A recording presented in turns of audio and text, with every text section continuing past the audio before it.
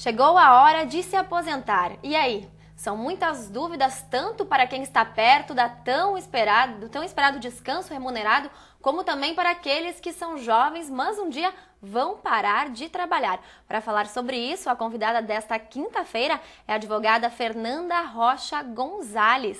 Oi, Fernanda, tudo bem? Oi, boa noite a todos. Bem, nós sabemos que o assunto aposentadoria é uma dúvida cruel tanto para os jovens quanto para aqueles que já estão por se aposentar, não é? Com certeza. E por que dessa dificuldade, Fernanda? O que acontece? A maior parte das pessoas que nos procuram, que vão até o INSS e depois acabam procurando um advogado, é falta de informação mesmo. Por que perderam documentos? Porque não sabe a documentação necessária a ser levada, né? Os famosos PPPs, DSS, né? Que são onde comprova-se a insalubridade.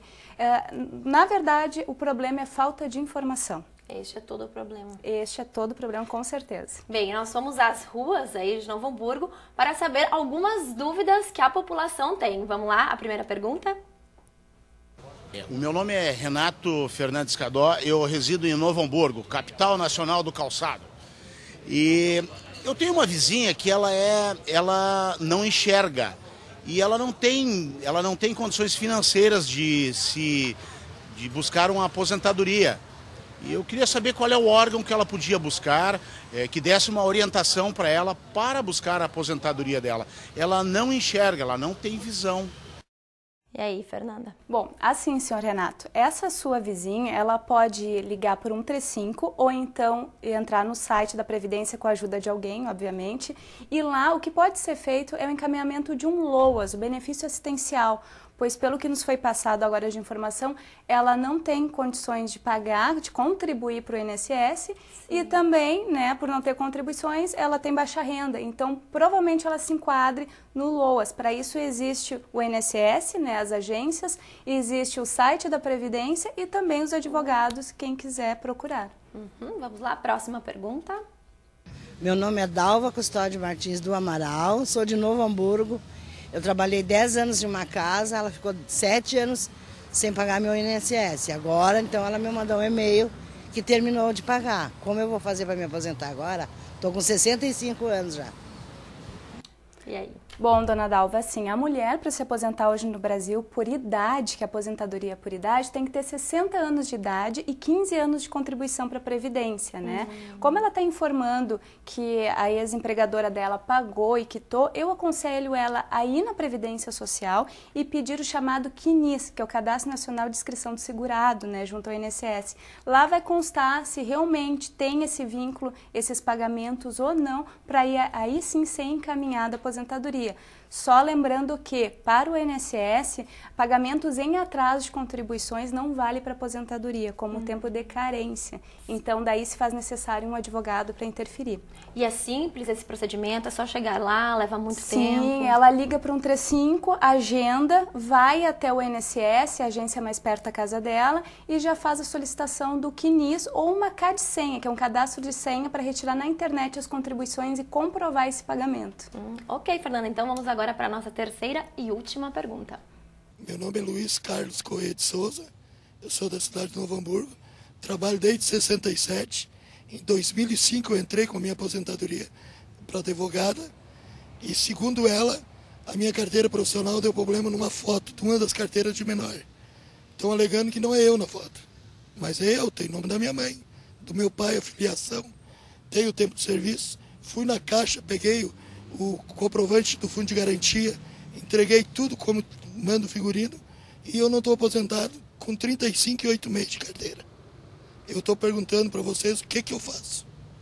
Esse caso é um pouco complicado, né? E é bem comum também, porque assim, ó, o CNIS, esse cadastro que eu comentei, ele começou a ser cadastrado, se eu não me engano, em 1991.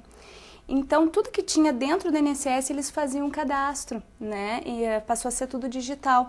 Então, pessoas antes, às vezes de 80, 81, abaixo dessa época, não existe cadastro, comprovando só com as carteiras de trabalho, carnês, né? Que são as guias de GPS. O que acontece nesse caso específico? Tem que se levar uma ficha de registro de funcionário, autenticada, né? Uma declaração do empregador na época com firma reconhecida, ou seja, muitas empresas já se fecharam, ainda mais no Vale dos Sinos, por causa das indústrias calçadistas. E aí não tem como provar. E daí, infelizmente, não tem como se comprovar. Esse é o grande problema. Mas ele tem que verificar, que eu aconselho a ver se ele já viu com os empregadores, se ainda existem massa falida, enfim, para entregar essa documentação para ele e não prejudicá-lo, né? Bem, a gente viu em todas as dúvidas, né? Existem diversos tipos de aposentadoria, né, Fernanda? Sim, você exatamente. pode falar pra gente um pouco de cada um? A gente sabe que é um assunto bem complexo, nosso tempo é curto. Mas... Até, se tu me permites, eu gostaria de falar, na verdade, sobre a aposentadoria por idade, né? Que muita gente questiona. E essa aposentadoria, as pessoas, para terem o direito a ela, elas têm que contribuir para o INSS, que nem eu já falei, no mínimo 15 anos, né? Que são 180 meses. E essa contribuição, ela pode ser feita das seguintes formas, e é nesse ponto que eu acho importante alertar. As pessoas podem contribuir por serem, por exemplo, empregadas domésticas, donas de casa, ter renda abaixo dos 2 salários mínimos, renda familiar do grupo. Sim. Então, essas pessoas podem contribuir com 5% do salário mínimo e se aposentar por idade. Fora isso, existem aquelas pessoas que não têm condições, que querem se aposentar por idade, mas ganham mais do que 2 salários. Então, a contribuição é 11% do salário mínimo. Essa contribuição que tu diz são aqueles guias de previdência? As guias da GPS, aquele livrinho marronzinho que as pessoas têm em casa, compram em qualquer livraria, né? Eu quero começar a contribuir, o que eu faço? Ligo para o 135, agendo um horário e vou retirar a informação para preenchimento, porque tem que ver se tem o PIS, que é o NIT, né? O que é a informação no caso do trabalhador. Então, eles já vão verificar, já vão fazer o primeiro preenchimento e depois se paga em qualquer lotérica. E aí também existem essas aposentadorias, digamos assim, específicas, por exemplo, Exatamente. Insalubridade, periculosidade. É a aposentadoria especial, né, que são pessoas que trabalham, por exemplo, com ruídos, poeiras, coisas assim. Tem que se comprovar com laudos técnicos, com preenchimento de uma ficha que se chama PPP ou DSS. É bem importante sempre guardar todos esses documentos. Sempre guardar. Sim, é o que eu sempre oriento. Sai da empresa, já peçam no mesmo momento o seu PPP, seu DSS, né, dependendo do caso, e junto o laudo técnico. Sem isso é muito complicado de comprovar.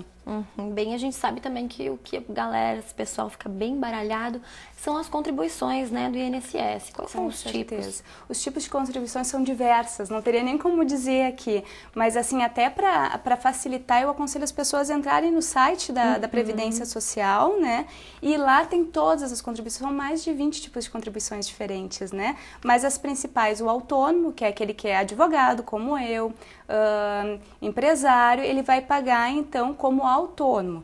Tem o facultativo, que são estudantes, estagiários ou pessoas que estão desempregadas e querem seguir contribuindo, né? Então ele paga como facultativo, já é um código completamente diferente. Depois nós temos os agricultores, tem que pagar o INSS depois de novembro de 1991, tem que ser pago. Existe também as donas de casas, que nem eu falei, que é um código completamente diferente, e assim vai indo, são diversos códigos.